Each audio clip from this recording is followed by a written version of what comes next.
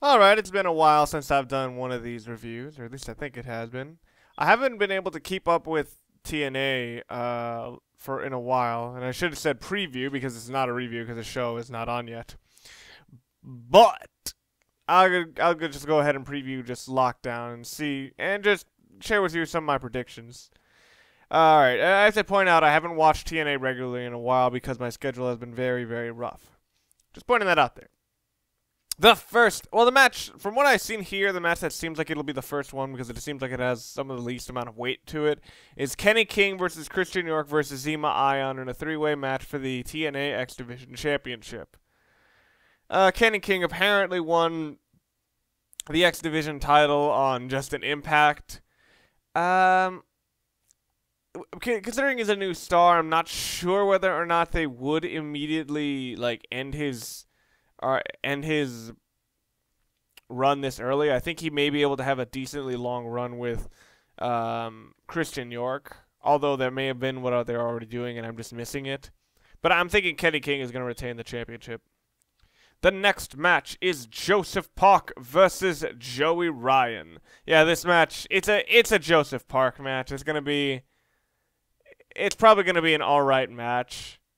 But I've been sort of disappointed that they've been hating on the Joey Ryan character so badly because I think he could have been a good part of TNA, or I think that he could have been a better part of TNA than they've been allowing him because they've always just kept him with Matt Morgan or whatever. So yeah, I'm thinking Joey Ryan is gonna win because Joseph Park has been on quite a losing streak as of late. The next match is Velvet Sky versus Gail Kim for the TNA Knockouts Championship.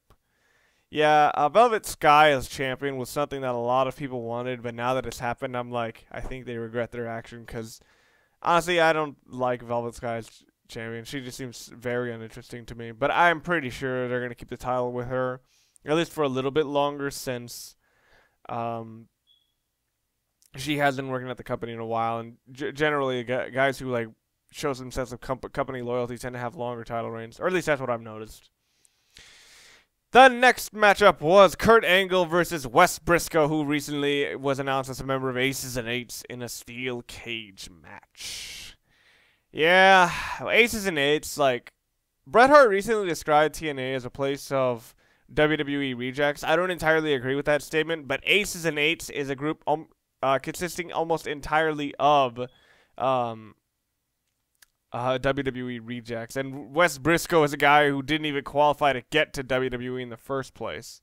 They're probably going to try to make him look good against Kurt Angle, but I'm not sure if Kurt Angle would be the sort of guy who would put Wes Brisco over, and especially in a steel cage match. So I'm actually thinking Kurt Angle is going to win this.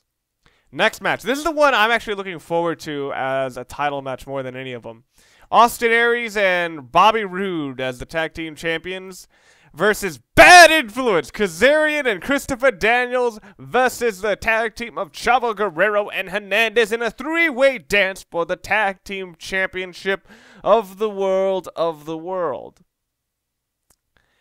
I think this is going to be a really enjoyable match. I liked Bad Influence's previous triple threat tag team match they had last year, and Austin Aries versus Bobby Roode seems like something that would be a lot of fun to watch. So I've got to see just the promos of this and the match because I think this would be a lot of fun.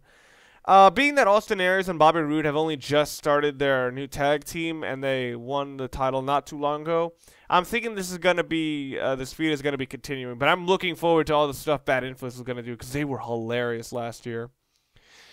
All right, next matchup is Team TNA of Sting, Magnus, the Fat-Ass Samoan Submission Machine Samoa Joe, James Storm, and Eric Young versus Devon, Mr. Anderson, Mike Knox. I actually don't know if his name is Mike Knox. They just that's just the only thing I know him by.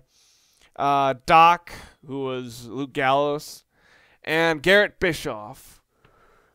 This match is probably going to be very bland, but who knows? I could be very invested in it because two of my favorites here in Samoa Joe and James Storm are in here, so it could be very good.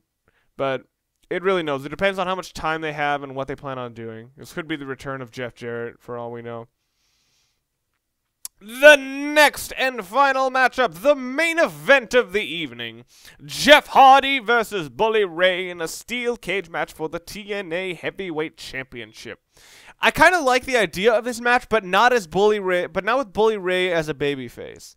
And the reason I say that is because Jeff Hardy and Bully Ray have a bit of a history. I mean, I'm pretty sure a lot of you guys remember the TLC matches they had in WWE, and it makes a lot of sense that Bully Ray would have some sense of like, have some sense of resentment towards Jeff Hardy because he would always be the risk taker who steals the shows, but very few people remember other guys.